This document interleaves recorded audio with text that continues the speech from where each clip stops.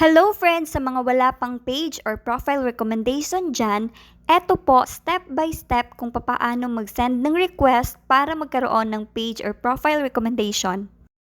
Dito sa ating profile settings, tap Help and Support.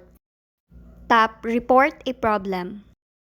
Scroll up, tap Continue to report a problem. Tap Include in Report. Dito iselect ang page or profile naman kung personal Facebook account ang gamit. Dito sa Describe the issue, ito ang isusulat natin.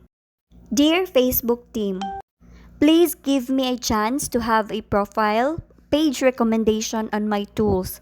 I promise to continue follow the community guidelines, partner and content monetization policies. Thank you. Here is my profile link. So, ilagay natin ang profile or page link natin dito sa baba. Dito naman sa attachments, i-upload nyo dito ang screenshot ng inyong account status and your alerts na walang restrictions or violations at ang inyong performance na nasa professional dashboard. Kung okay na lahat, tap ang arrow sa itaas para ma-send. Follow for more updates, tips, and tutorials.